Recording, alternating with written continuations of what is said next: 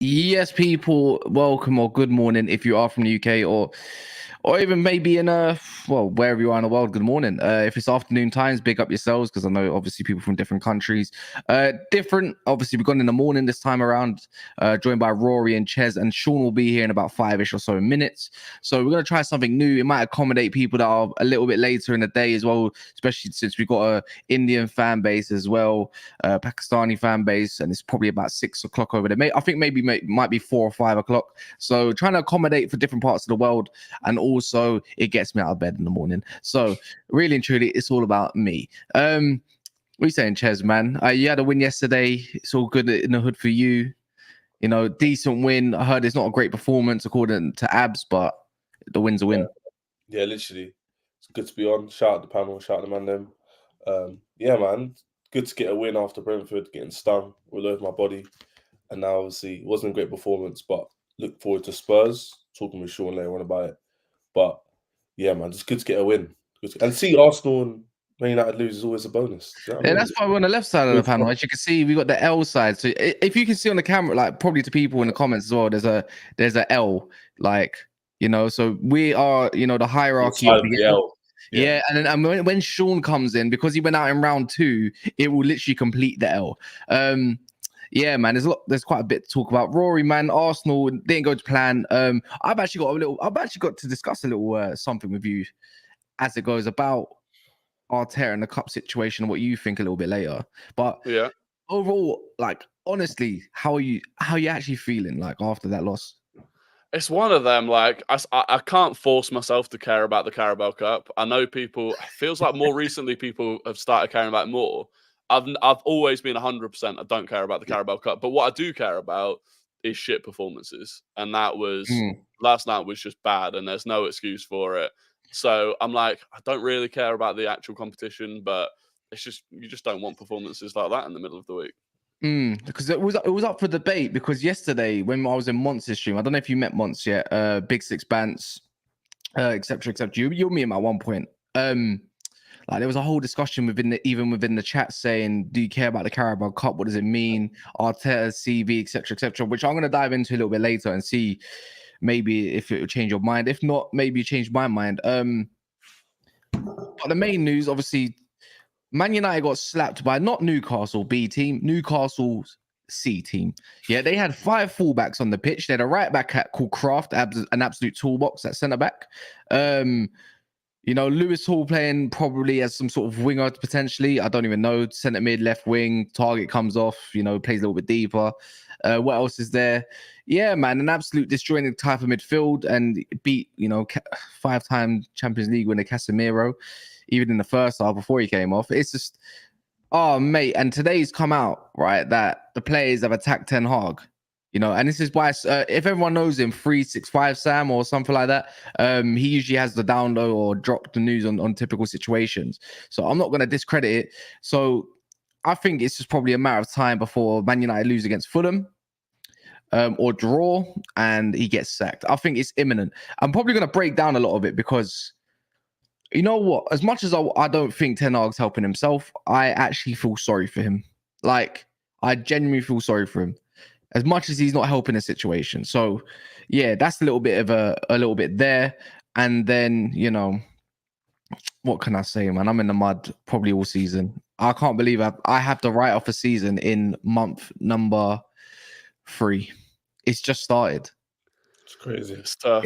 It's crazy, man. It's just the same. No one expected it. That's the worst part. Like, it wasn't expected. It wasn't like everyone saw this coming. Like, bro, the predictions. I was hearing second, third, everything, and now it's looking like the predictions I gave off Ches. Yeah, after hold that one, and it was.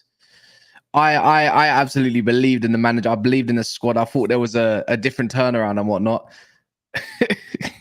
How wrong I was, man. And Sean's here. Sean's going to complete in the L with his magic chair.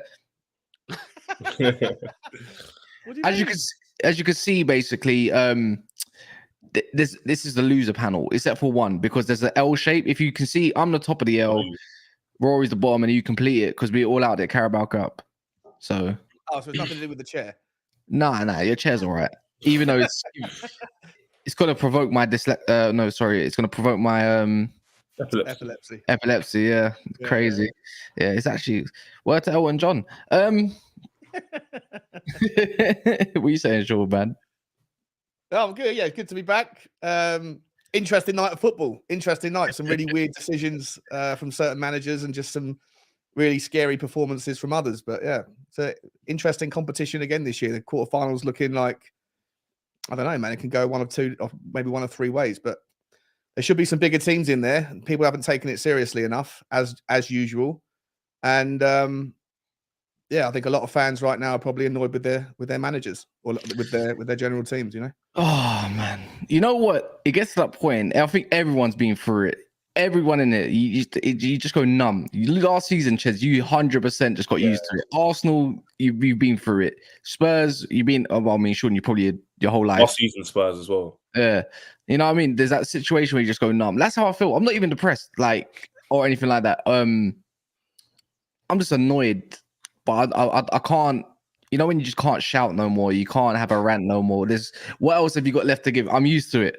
You know that the magic words, I'm used to it. It's like when your missus keeps shouting at you all the time and nagging you, and then it gets to the point it becomes so normal. You say, "Yeah, I'm just used to it."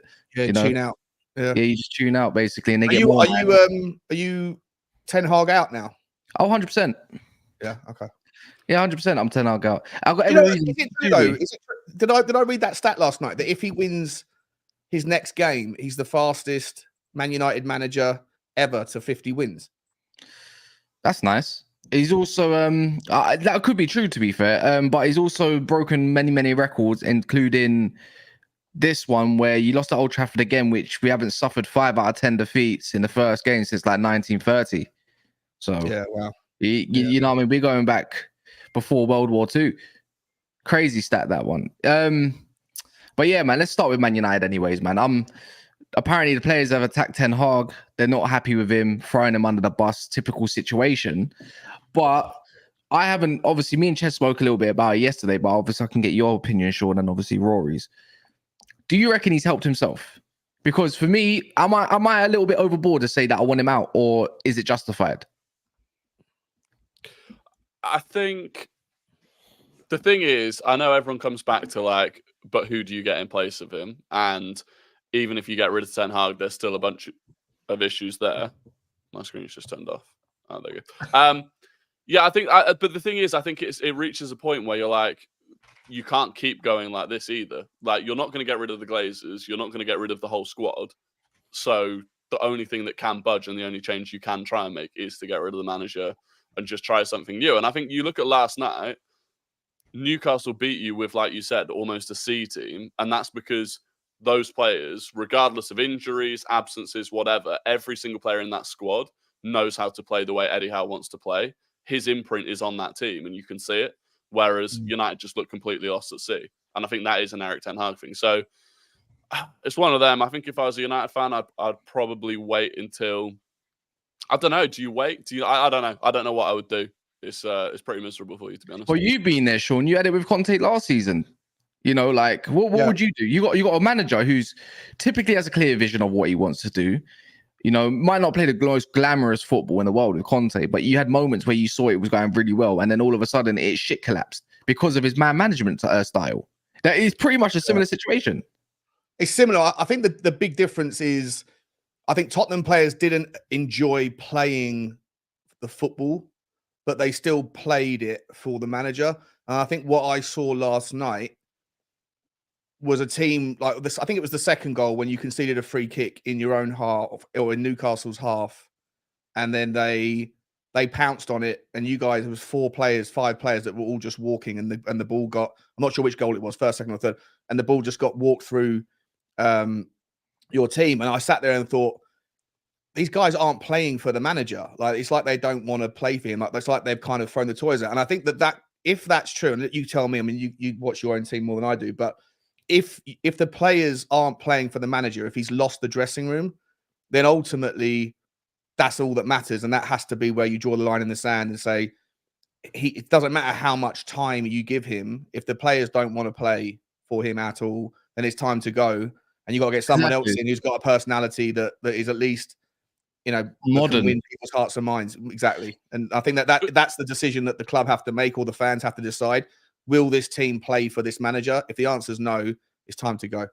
But surely some of those players, not just calling out Rashford, but someone like a Rashford, he's played under like 5 different United managers now, and it's all ended the same way, where eventually they down tools and turn on the manager. Like, at what point are you like, I know Ralph Rangnick said the club needed open heart surgery. At what point do you look at a lot of those players that have been through multiple managers and had maybe a good 6 months or 12 months under them and then turned on them? I think. But you can't sack. But you can't get rid of the players. That's the issue. The thing is, I've obviously that is a factor without a doubt. But he's brought all right. I do this. I've done this probably 2, maybe 3 streams in a row, and I'll say the players that were on the pitch and players that he brought in Hannibal into the first team. Yeah, there's one. Yeah, he brought in Ericsson. He brought in Malacia. He brought in Martinez, Anana.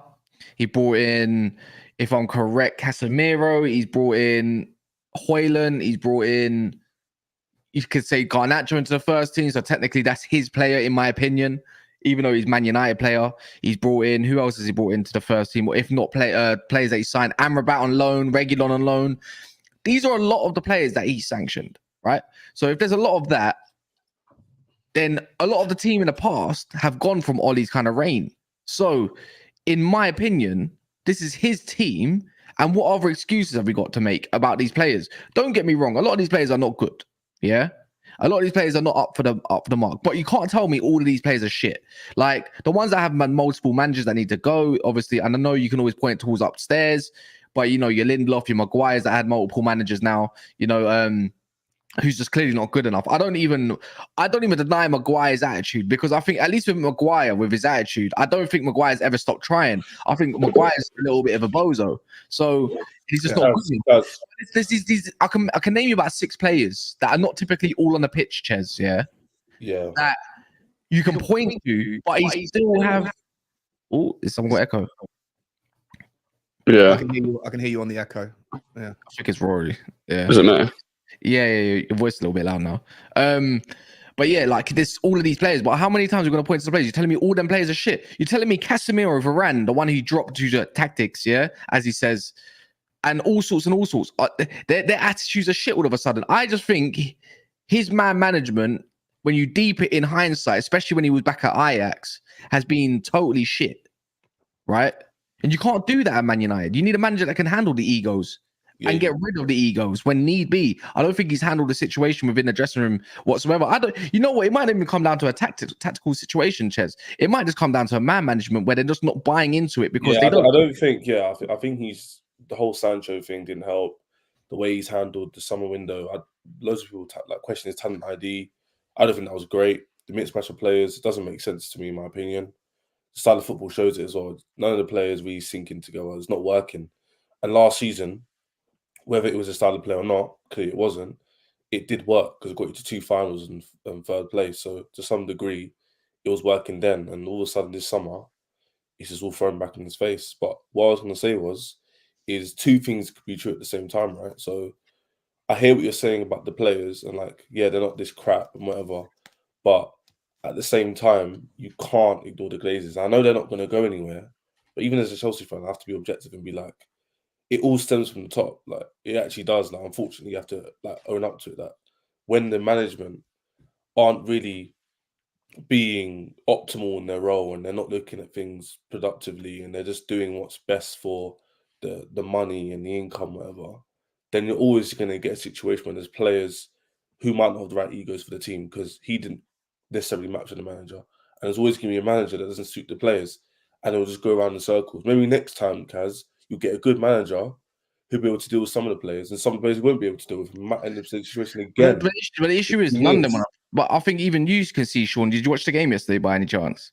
Yeah, I watched second half. Yeah. Can you tell me one player on that pitch that was literally playing for him that was even his signing? Legit Mason Mount. He only came in a few months ago.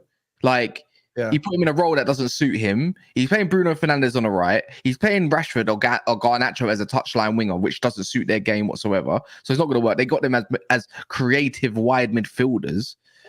You know, the attackers ain't scored nothing except for one of them in the Premier League alone, Sean, as well. And when you think of it, I have to compare to Tottenham. And I have to compare to Arsenal, whether I like it or not. Arteta had no experience, but guess what? He came in and he provided man management and he bought into him. Even the worst players at Newcastle that have no look in, Jamie Lascelles, Paul Dummett, Kraft, you can name me even a few more, Almiron. Guess what? They're not up to standard, but guess what? They're average players, maybe below average, but they bought into something because of Eddie Howe's man management, because he treats them a little bit different. He's got something going on. And all of a sudden, you can talk about pointing upstairs. Don't get me wrong. Spurs upstairs is not the best whatsoever, but one thing they are good at is making money, just like Man United, good at making money. But when it comes to the football side of things, it's always been a load of shit. So why am I going to make an excuse for a club like Tottenham? And I know respectively it's not Man United, Sean, but Ange has done something where he's come in, he's a bit modern. You can tell by his interviews, he's got personality. Clearly these players like him. Clearly he's trained. I've heard his training drills are very good, and you play a good style of football, and they believe into it. So even Richarlison has something like 4 or 5 contributions in 6-7 games, even though he's not good enough. Brennan Johnson, I can't even call him a mixed race Dan James anymore, because he's actually providing a little bit of ability. You know what I mean? And look at that goal that he that ultimately won them the game. It's just things like that. So that's why I look at Ten Hag and think, like, I feel like there's I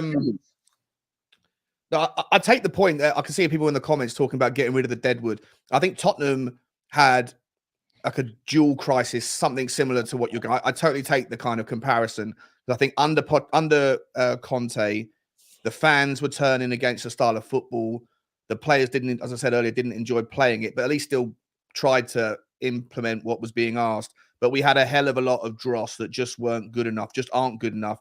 We misspent I think last season we had £250 million worth of signings out on loan and couldn't find a bid for any of them. Nobody wanted to pay. And we've still got, for what it's worth, we've still got a lot of that deadwood out on loan, but the contracts are running down. We're coming to the end of a process of really expensive mistakes.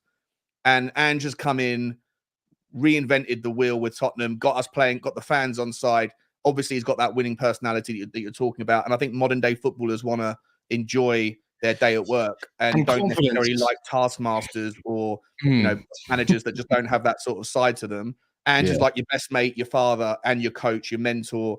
But he's also got that ability to kind of to speak the truth as well. And I think that so Tottenham's turnaround this season is a consequence of not just replacing the guy who's at the top, like the coach, but also there's a shift in personnel. And I think Man United will have to go through both processes. I don't think the coach is right, but also you're going to have to go through that process of trying to ship on your deadwood. And that will take at least 2 or 3 years, I'd imagine. Yeah, I agree, but I don't think it needs to take 2 or 3 years, Rory, because I think your situation with Arsenal was a little bit different. And I think even Chelsea, I know you got a lot of money and you shifted players that you got last year, Ches, as well. So you can kind of relate into a way of shifting players. Yeah, do you know what I mean? But with Rory, your club, like, it took a while to get rid of your deadwood, but it didn't take that long to really, for Arteta to identify what he liked in his first 11 in his second year. Right, you saw Lacazette, Aubameyang, etc., and then obviously halfway through that, Aubameyang got shifted. So the way I look at it is, you don't need so many windows, like as I think. Sean implemented in terms of implied or whatever you want to call it. I think it needs maybe 2 windows. I think it could be done in 2 windows. How long are your deadwood contracts left? Not a lot. So Martial, end of the year. Wan-Bissaka, end of the year. I don't even know if he's deadwood exactly. I think he's a 50-50 because he had some value. Maguire? Lindelof, Maguire, end of the year. I think Maguire might have an extra option, maybe. I don't know. That speeds things up then. That's good. Yeah. So who else is there? McTominay, I think he's got a couple of years left. Just things like that. Anyways, it's coming to an end. So what I'm trying to say is I don't think it needs to take many windows. I think it can take, especially if Ratcliffe comes in with some sort of structure, that means it's only going to get better for maybe the next manager anyways. So, but the thing is, with Arteta in his second year, he abandoned, because no one knew what his philosophy was beforehand, right? Arteta, right? And then he put what he wanted in place and said, scrap it. I'm not going to play this 5 at the back. Remember that Maitland-Niles type situation? And he went for his 4-3-3 and he tried to play the way he played. And all of a sudden, towards the end of the year, even though he finished 5th that year, I believe, it was like, you thought about it and you're like, wait, hold on. I remember Gunnar Lee pointing towards the final 5 months for Arsenal, bar the last couple games due to a red card or an injury or something like that. You were flying. Yeah. So how can you back a manager that's abandoned principles? Because if you're a man of principle, like myself, in my opinion, for me, I like the way I follow my own religion is due to principles, what I've obviously gathered from what I've learned, right? How am I meant to follow something that abandons its own principles, right? Even as fans. Did you not hear the fans doing yesterday? Did you not hear the fans saying you're getting the sack in the morning? That wasn't just Newcastle fans, you know? And booing certain decisions, like not yesterday, but at the weekend when he took off Højlund before he took off Rashford. Serious boos for that. I think it's always difficult when you've... Because I don't think Arteta ever lost. I know people online were Arteta at one point, but I don't think the Emirates was ever turned against him. I think when the actual match-going fans turn against the manager and everyone can hear those boos on TV, I think it makes it more difficult. But I also wonder if Ten Hag has the ability at United to make some of the decisions that Arteta made. And I think I compared Rashford to Aubameyang a couple of months ago. I said Rashford is Ten Hag's Aubameyang in terms of I don't think he works long term and it's a massive decision to get rid of him at some point. But that's what we did with Aubameyang, and it was massive. He was the club captain. He almost single-handedly won us the FA Cup, which is Arteta's only actual achievement at the club.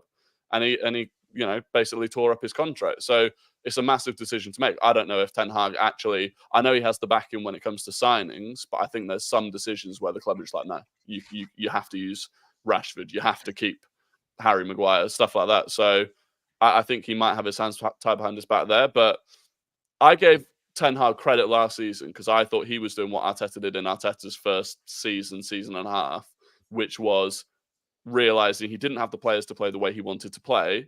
So setting up in a way that wouldn't be his normal style, sitting back, counter-attacking until he could bring the players in. The problem is now he's brought in a lot of players, spent a lot of money, and that style still hasn't changed. To me, being the most backed manager, and it was the most backed manager, and it was only season number 2, let alone the second season hadn't even been played out yet, right, Ches? So you know you can provide, you can spend all the money you want, but it doesn't mean it's going to become it's not going to come into fruition as quickly as some would say. But at the same time, as I'm going to allude back to with the Arteta and Rashford Aubameyang situation, right, is that Rashford has been here for 9 seasons and hasn't even scored over 100 Premier League goals, 77 in total. Martial has been here for way too long. He hasn't even scored over, I don't think, 100 Premier League goals. You know, maybe Rashford is an issue, maybe he's not an issue, but he is on a big pay packet, and you can point the finger there, but you can point the finger at a lot of different areas as well because of imbalance. So until a new manager comes in, I'm willing to give a couple players maybe a chance, but not all of them. They need to go. You know firsthand what it's like getting rid of Deadwood. Your club is probably the best at getting rid of Deadwood with a price, the best of the best. But money doesn't always solve everything, because I feel like with Man United, there are players there that don't get given a chance that could be implemented. Like Bissouma of last year, look, all of a sudden he's transforming that midfield. I think there's players that don't get used that could warrant something to make balance. I think there's a good, in my opinion, your opinion, shall I say, do you think Man United's actually got a good enough squad to implement something for what it currently is?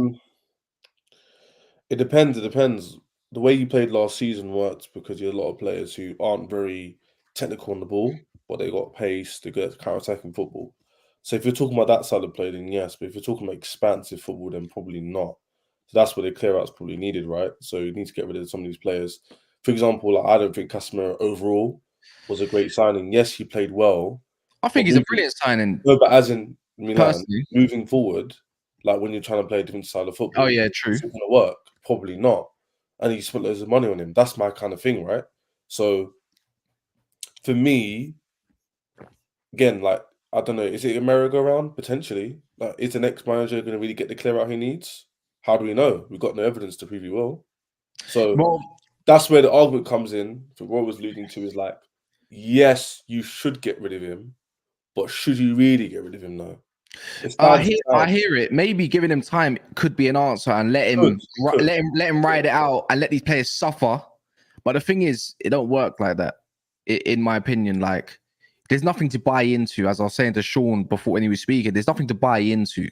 But Ange, there's something to buy into. Even if somehow Tottenham went on a 3-game losing streak and it looks shit, you got something to buy into. So you're like, you know what? I saw. Now the quality needs to show through. Now we need to go and get the positions required because we had a good window. Clearly, we can go get somebody else to fill into that. Same with Arteta. I'm saying with Pochettino right now.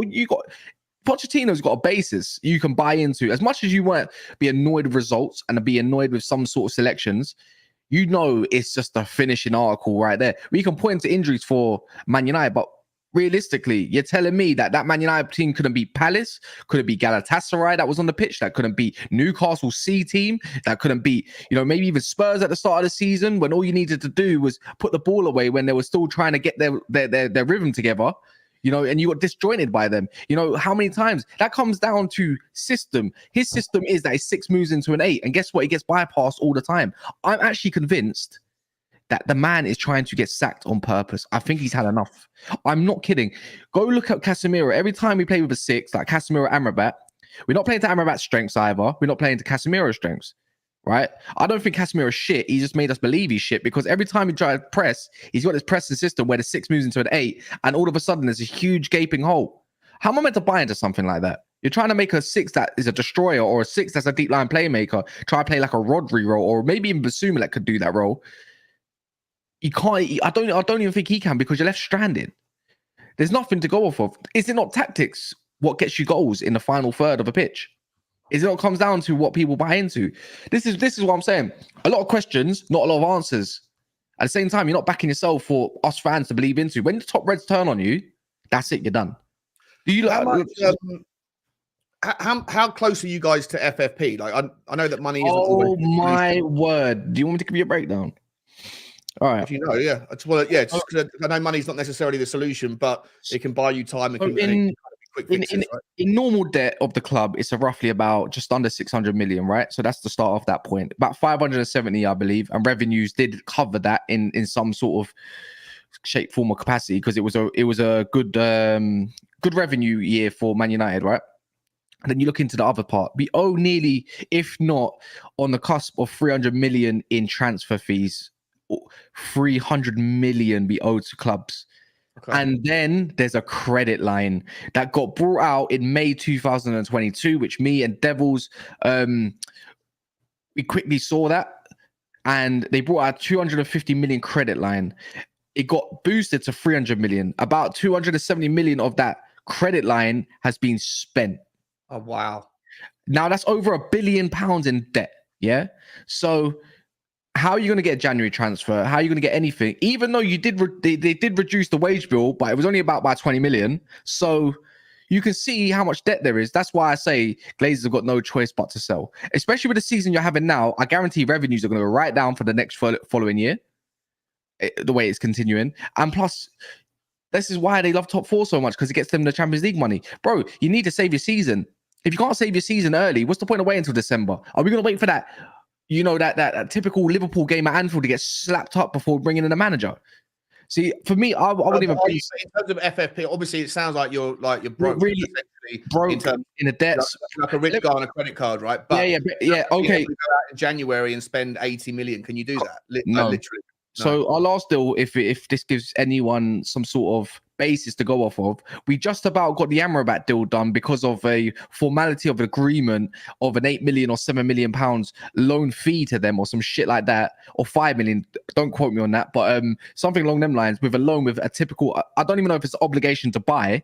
I believe there is one in place because he's got like a year left on his deal or some shit. And that's around like, in total, it comes to like 28 million or something. That's how broke we are. We have to do loan deals. This is how desperate we are for investment through Ratcliffe to get rid of debt so we can shift it towards Ineos. But he's not going to do that unless they promise him 100% of the club in future. This is the other issue. For me, if you get rid of Ten Hag, you got players now like Anthony, who you 10x the wage that he was on at Ajax. So he's on 200 grand a year. No other club in the world's paying him that much money on a long contract. Ten Hag has to make him work because I don't think any other manager can make him work or would want to make him work. How many players have you got like that now? Casemiro is going to see out however long his contract is. Like, you've signed players that I think Ten Hag has to make work because other managers are going to come in and they're not players that they would use. Same, even like Lisandro Martinez. None of the other top managers have gone for that style of centre back. Like, look at the centre back pairings across. Yeah, but you can. The thing is, you can make it in your mind, Rory. If you used to manage that team, do you reckon you could provide balance in terms of what you could put on the team sheet? I think you could just about put together a starting 11 if you had no injuries. But beyond that, I look at it and I go, like, even for example, going from Martinez to Maguire, like how there is such a difference. There's no such a difference. Yeah. It's such a difference. Like, how do you do that week in, week out in the Champions League and the Premier League? I believe Luke Shaw is better as a centre back than he's a left back. I would put him as a backup left centre back personally. I think it would work. He's got pace. I think he's got a good technical ability. I just don't think he's that great when he's going forward. And I think he's definitely got good passing. I would put him centre back and use him there, and then I'll use Varane and then look for a right centre back short term. See, the thing is, a lot of us United fans don't like the word short term. Maybe Man United and Chelsea are just not project clubs. Tottenham, Arsenal are project clubs. Maybe we're just the short term win now, get success early type clubs. Maybe projects just don't work at Man United because that era went when Ferguson turned a project into a success, and that's what we deem as fans is more success. So the way I'm looking at it is either two ways really, is short term for the long term or ride it out. And I'm willing to go for short term right now because I'm very curious to see if this Ratcliffe deal go through with optimism that there's some sort of sporting structure that gets implemented if he gets what he wants. Has it been ratified yet? No, not yet. Wow. Unfortunately, nothing's been. We don't know. We got no details as far as part as what Absolutely. we know. Anything. Yeah. So I just think short term we have to get rid of Ten Hag because guess what? Maybe you come at the wrong time, wrong place before any sort of deal. Maybe you had optimism that the club will get sold within time to do what he needs to do. I think short term is not a bad option right now. That's why I say interim manager. I don't care who it is. Wait for Ratcliffe to come in and let them choose who they want. Or you got to get what's available right now. And with the promise that Ratcliffe comes in and sell them a dream. Who? Can you afford a sack? Can you afford how much is About Ten Hag's contract worth? 10 million, I think. Plus however much to get really a new one. I remember that also gets put in the United got Ten Hag. Yeah, I was hearing Ten Hag's going to be that guy to turn us around. He's going to do it. He's got the personality. And now we're here. Like, yeah, I know, but the thing is, he sold us a dream. That's crazy. Like, he sold us a dream. He sold us a dream, man. We thought we was going to play philosophy, his philosophy. We thought we were going to do all of this. He abandoned all of it. Why am I going to follow a man that abandons everything? What's the point? I hear it. Is that not called blind faith? Am I stupid? Like, honestly, I want to know, like, even people in the comments. Sorry if I haven't got across your comments at the moment, but am I being too harsh? Oh, you're talking to a guy who had Graham Potter. It was the same thing. At a certain point, just like, what are you doing? Like, you can't keep losing matches. Like, where's the progress? So that's where you're right now. That's what you're right now. Obviously, everyone wants long term, whether it's your missus, whether it's your job, or whether it's your football.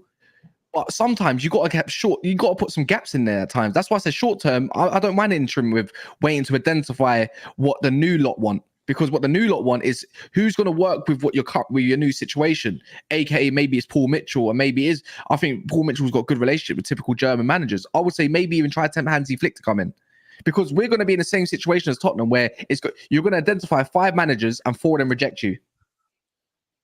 And then the odd one comes in, you're like, oh shit, who's this? And then you have... How much are they going to want to earn? How much are they going to want to get paid to take on that shit show? You know? Exactly. I just don't believe... Anyways, look, we could talk about Man United for a long time. It's a shit show. Fulham, next, away. I'm pretty sure they're back on some decent form. They beat Ipswich Town, which was actually a very good game. Big up to Kieran McKenna. Done whatever he could. Yeah, man, look, it's a shit show and there's nothing more to say to it, man. The players are a disgrace. Get rid of them when you can. And I think Ten Hag has set himself up for failure as well, because he didn't, abandon everything. But moving on to Arsenal, this is where it might get a little bit interesting. So I've seen a lot of Arsenal fans downplay, Ches, you was on with me yesterday, yeah? You saw them downplay Carabao Cup. And to be fair, I even said I don't think Arteta cares about the Carabao Cup. And then I think it was Monts. Yeah, Monts was telling me along the lines of that they should care about the Carabao Cup, because who are Arsenal right, to even think that they're a Man City or a Liverpool with a CV in the back of them of winning recent trophies. The Carabao Cup could be the thing that gives Arsenal squad a taste of success. You know, a little bit of this. The same Arsenal fan base that did say that they care, because there's a lot of them that did care that about the Carabao Cup because it is a cup. And you can't say you don't care about it because you're 4 years in. Do you get what I mean, Rory? You see the face you're pulling. So I'm just saying, like, you can play two hands. I'm not gonna cuss the Arsenal fan base because there's a lot of them that were for it and a lot of them were against it. So you can back up your own principles. But I think throwing it away is, in my opinion, was wrong. I don't know what you think, Rory, but even yesterday you said the performance was shit, and now you got to question your squad. Yeah, that's the thing. I will always say I don't care about the Carabao Cup, and like winning it for me wouldn't be a sign of success anyway. And I think even United winning it last season is a great example of that, right? It's like you won the Carabao Cup, great, but clearly the squad didn't progress the way you wanted it to. So for me, the actual annoying thing last night was I don't know what Arteta wanted. I can't work out if Arteta threw it or actually wanted to win, because the team was kind of good enough to win, but the midfield looked like, straight off the bat when the team news came out, I was like, that midfield with Zinchenko at left back is weak, and it was weak. And then the performance is just poor. And it's like, for the actual other things that we do want to win, the FA Cup, Premier League, Champions League, you need your whole squad to be able to perform if you're going to compete on those three fronts. And I'm looking at players last night that haven't played that many minutes this season that came in and didn't step up. And that's what annoys me, because I'm like, that was your chance. That's your chance to show that you're good enough to be in this squad. And yeah, too many of them just didn't. So that's where my frustration comes from, more than being out of the cup, which I don't really care about. Yeah, you know what it is, Sean? Like, you got a lot of, I think Spurs got a lot of stick for going out early to Fulham, and this is where Andrew was trying to see what players fit what. You threw away that cup, and in hindsight, I think you was quite annoyed, if I'm correct. A few Spurs fans were annoyed that Danny was very annoyed, I remember. Big up Danny, by the way. Even though you're a bit of a moaner, big moaner, he's a good guy. Even you throwing away the Carabao Cup in hindsight was probably wrong, because it gives you an extra game and it gives you something, an incentive to go towards. Yeah. Do you think it's wrong of Arteta and Arsenal to throw away such a cup? And then also now there's another technical issue within their goalkeeping situation. Now Ramsdale looks like his mate. Finished. Yeah. Finished. Confidence gone. Yeah, no, I personally do think, but this is coming from a Tottenham fan who's been starved of trophies, right? So I treat trophies very importantly. And when Tottenham make 10 changes for the Fulham game, or 9 changes, crazy, right? We ultimately we only lost on penalties, but we should never have put ourselves in that situation. Arsenal, I think, made 8 changes to their team. I think it's too much. I think the squad on paper, for me, on paper, the squad looks good enough to win. But when there's 8 new players that haven't played together in that particular system, on, you know, in a big night for West Ham, it's a huge night. They put out one, you know, arguably their strongest squad, and I think there's a little bit of a disrespect thrown at cuts. But this is, like I say, coming from someone who wants to win a trophy and starved of them. And I think that you could make the same argument for Arsenal, though. I know that they used to be, you know, perennial winners of trophies, but under Arteta's reign, he's only won an FA Cup in his first season, which wasn't even his, you know, his team or his squad. It was the one that he inherited. And I think that Arsenal fans who call him out for the disrespect of the cup are right, because ultimately a project is only proven to be a success if you actually win something at the end of it. And you know, he's in his 4th season right now. So something has to, I know he's won something at first, but like something has to materialize soon. And that is one of the ways that you can get something. It's an easier path than any other trophy.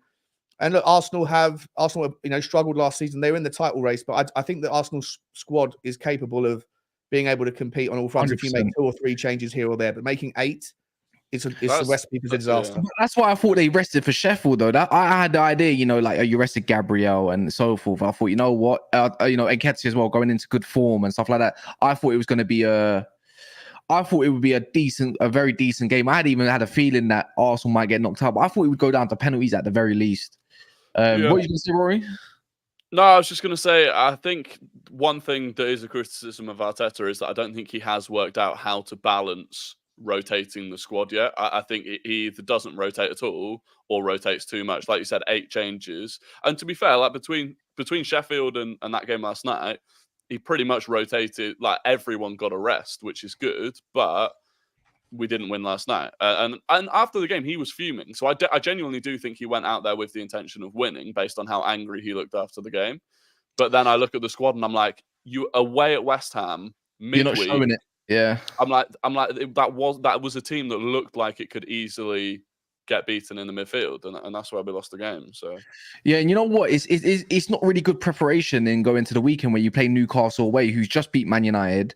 They're buzzing. They're going to think that we just beat both Manchester clubs. They've got to go to your club as well, Ches, as well, next away. If Newcastle beat Chelsea, they deserve to win this cup wholeheartedly. And I think even West Ham even can hold their heads high. I think they got a good showing potentially. Because you may be a Newcastle West Ham final. Who knows? Liverpool still win the cup, so let's not rule them out. Ginger Bish says, I agree, Cass. Oh my word, Bish, you've come around. You come around, yeah. Ten Hag needs to be sacked. I think he realized he isn't going to be able to succeed with what he wants to implement. ETH payoff is 17 million. Wow, it's a lot of money. That's a lot of money, man. You're gonna have to pay up in like 5 installments. That's how bad it is for us. Mark Cook says, big up everyone and come on you Spurs. Big up Mark, man. Being a member for 1 month. See, I was having a conversation with Ashraf, one of our members in our gold members chat. Not even an hour ago, about an hour ago, you could say, right? And he was saying we don't care about the FA Cup. I mean, the Carabao Cup. We don't need it. But I'm saying that doesn't install mentality into the squad, even as fans, doesn't install mentality to want to win things. Because if that's the case, then we can just say to City, you didn't care about the Carabao Cup, then why did you go win it 6 or 7 times? You built, 4 years to build a squad. The difference is with Chelsea, I think you care about this cup. I think you've always, to be fair to Arsenal, they've always thrown away the League Cup. In fairness, since the 90s, they always throw it away. But I just feel like to install mentality, you need to taste success. And you had the most successive club that you support in the last 20 years of winning trophies, so you can see what it's done to a fan base. Do you think in your opinion, do you think Arsenal fans have the right to say they don't care? Nope. The reason why I was so annoyed after that, I don't even remember. Chelsea was in the Carabao and the FA Cup finals. Liverpool, we lost on penalties twice to a team that was at the time like competing top of the league, and I was still annoyed because at the end of the day, a trophy is a trophy. Like it's as cliche as it sounds.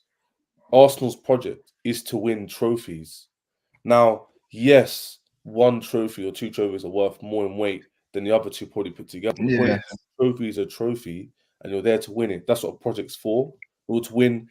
The ideal fan wants to win every single trophy every single year, right? Especially for a top 6 club. That would be the dream, right? So why are we looking at it going, Carabao Cup, not really? It just puts more pressure on the other trophies now. Now, if you don't win the Champions League or League, that's a we're very looking at like 2 years now on the bounce. Very good point. We threw it all away and we've got nothing to show for it. And even if he was to win a Premier League, which is great, and that could last years in terms of clout and respect for your club, whatever, you could have won more. So it's like, I don't get why fans are going, well, let's move on to this trophy. You haven't won nothing to say you have that chat. You haven't even proved you can win the Premier League. So why are you throwing away the Carabao Cup? That makes no sense. That's a very, very good point that you made there. I have to agree with that as well, Sean. As well, guys, 611 people here. You've been here for quite a while. If you haven't done so, I haven't asked once. Please smash the like button. The like button, the thumbs up. It helps the algorithms. Also, go check these boys' channels out as well. You got Sean's channel in there. It's always permanently in the description. One of our guys. I like to call him one of our guys. Always in the Spurs Talk show, you'll see Sean and you see Rory there as well. If Rory Talks Football, you can find him on all platforms, not just one, but all platforms, from Instagram to TikTok, to Twitter or X, if you want to call it that, and obviously his channel as well. And Sean's showing some love hearts there, man. So yeah, please smash the like button if you haven't done so. It'll be massively appreciated. So yeah, if you just double check. But yeah, man, I agree, man. Ches, you raised some good points, and I don't know if you're going to change Rory's mind, because before that we even went onto live, he was saying he's not too fussed about it. But I just totally disagree. This puts pressure on Arteta as a manager. If you don't win something at the end of the season, Rory, you're going to have to question your manager whether you like it or not, or at least half your fan base will. Because I believe you could have got a domestic double. You could still potentially get the Premier League, which is obviously mix and match. You never know who's going to kind of win it. You maybe could have done a Carabao Cup and Premier League, Carabao Cup, FA Cup. An FA Cup this season is it's good enough, in my opinion. I think it's a little bit sour as long as you have good campaigns. Champions League's unrealistic. But other than that, man, it's not all doom and gloom. That's the whole point. It's like the same thing we said about Chelsea. It's not all doom and gloom. There's still a lot to play for. Yeah, It's one of that, and so our next game as well. And I'm not saying bigger fish to fry, but so if we'd been where West Ham are, we'd have Anfield. Is that still saying bigger fish I to keep fry? seeing it Yeah? in the chat, yeah, but I was never a bigger fish to fry guy. Like, you want to win everything, but I mean, but yeah. So and that West Ham fixture, they've got Anfield, and that game is 3 days before we play Anfield away in the league. So we'd had 2 trips to Anfield in 4 days. So like having that whole week to prepare whilst they've got to focus on the League Cup, it's a slight advantage. But I can't. It's one of them. Like, I just don't care about the Carabao Cup. And if we won it, obviously I'd make out that I cared about it then. But year in, year out, Wenger never cared about it. Wenger always used to play like the actual kids as well. And so I feel like I've just kind of grown up just never caring about it. Yeah. And you know what it is, right? I feel like now, because there are more teams that every year are kind of like the big clubs. Like, we've gone from a big 4 to a big 6. Now we've got like Newcastle and that in there as well. I feel like more significance has been put on the trophy because everyone has to win a trophy, but there's not enough trophies to go around. And I'm like, but it's still just the Carabao Cup. Like, it's still. I just think, Rory, it's sort of like it validates the project. Like, if you go out on a date with a 9 out of 10, but all you get to do is kiss her and hold her hand, is that more success than going out with a 6 out of 10 and getting your end away at the end of the night? I don't know. No, but Carabao Cup for me, what an analogy! For me, but you know what? For me, well, Ten Rory Hag wants marriage. Ten Hag, yeah, absolutely. Ten Hag is the proof that it doesn't validate the project. Because last season we won nothing, and Ten Hag won a Carabao Cup, so therefore he had a better season. But look at that's the proof, right? Is that you can win the Carabao Cup. You can be Wigan and get relegated in the same season that you win a cup. Like, you can be Ten Hag, win a cup, and it doesn't validate the project. So that's kind of why it's no, but then you could use the flip side and say City, when they win it, they usually win the league. Yeah, but that's City are a different breed. City are City, yeah, but like, City, and then there's the rest of us. I know City run obviously impeccably well and all that stuff. Great, it's all great and all that, whatever. But the idea is to like compete with them or to beat them. No, that's what you're trying to do last season. No, I agree. You're not trying to be, oh well, they do it this way, but we can do it a different way. No, like, they do it the right way because they win everything. They're also going to be favourites as well for this competition. They would have gone through. They would have been favourites. People would have looked at them like, yeah, they could probably win it. Maybe. Maybe. But look at the example I want to give you. See, Klopp last season, was 2 years ago. He beat Chelsea twice, and then he had a poor season, right? So that credit in the bank allowed the fans not to get too up in arms. Like, oh, what's going on? I'm not competing for the league. Yeah, and like, they gave it a bit of a pass because of credit. And I'm not saying the Champions League and Premier League he won before that weren't bigger credit. They probably was. But the point is that he's proven to consistently win.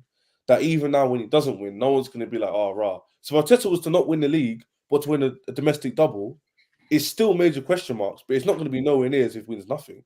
But it's like, if they added, imagine they added another tournament to the schedule now, right? Another domestic cup, and called it whatever cup, and it was a cup.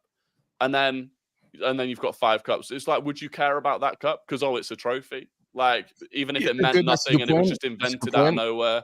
Like, the FA Cup, the Premier League, the Champions League, like they're the 3 staples of football. For me, the Carabao Cup's just an add-on. It's like a bonus. I agree. You know what? That's actually a decent point. In my opinion, I feel like Carabao Cup should only, if you qualify for a European competition, I think teams are from below that, obviously, which would be 7th place now or maybe 8th. I don't know. Anything below that should be included in the Carabao Cup. Anything that's in European competition shouldn't be allowed in the Carabao Cup. That's the way I think it should be. And then below it, because you know what it is, Sean. Yeah, there's not a lot of lower teams. I think because European, we always talk about football and we love the entertainment value of how many games we get to watch and whatnot. But when you think about players and them they're always crying about being human beings and stuff like that, which they are, to be fair, obviously, and they have a right. I think with European competitions midweek, there's a lot of build-up and a lot of injuries, and that's all putting a big squads. But then we cry about the squads are either too big, we don't play enough youngsters. It's either, for me, the top teams have to have a criteria to play 23s and the unders or something like that, or maybe what they do in Premier League too. The squad size, make it like so. I feel like it's time. For me, I just think the lower teams, the smaller teams, you could say, or so-called smaller teams, give them something that they can go and win as well, like as in realistically, because every year is Man City, every year might be a Man United or Liverpool or something like that. I think anything below that, let's say Fulham, Brentford, all the way down to Millwall, Crystal Palace, go further down, Charlton, they all have some sort of chance. I think it should be for the teams, not as low as the St. John Paint Trophy or anything like that, but I'm talking about, or the Papa John Trophy or whatever the hell it's called these days. I just feel like it should be for the teams that are below, and then it will lower, the load on players, in my opinion. So that's what I think it should be personally, but maybe that will come up for debate in future, because we're the only league in the world that has 2 domestic trophies, I believe. I might be wrong on that one, so quote me on that one. Because I know French League, Bundesliga, and all that, they have only 1 cup, and I think there's only 1 in Spain as well. And that's why they're always fresh around Christmas times. But yeah, man, and also Christmas, less load on Christmas. Oh, here we go. Oh, Michael says, rubbish Arsenal can only be favourites for AFT Cup. You mean AFTV? I thought you meant Audi Cup. I thought that was Tottenham's. But yeah, man. Look, if Arteta, in my opinion, just to wrap up there, if Arteta goes and beats Newcastle on a weekend and he's got a fresh squad because of that loss, then so be it, because it puts their campaign into better light. So, but if they lose, then it's like probably a double-edged sword in that part. But yeah, other than that, big up. And what about if Newcastle win on the weekend against Arsenal after having smashed Man United? Multiple injuries. Yeah, that's what I said. It's a double-edged sword. That's why I said it's a double-edged sword for Arteta. What I mean? I can either go one way or the other. In my opinion, could be wrong.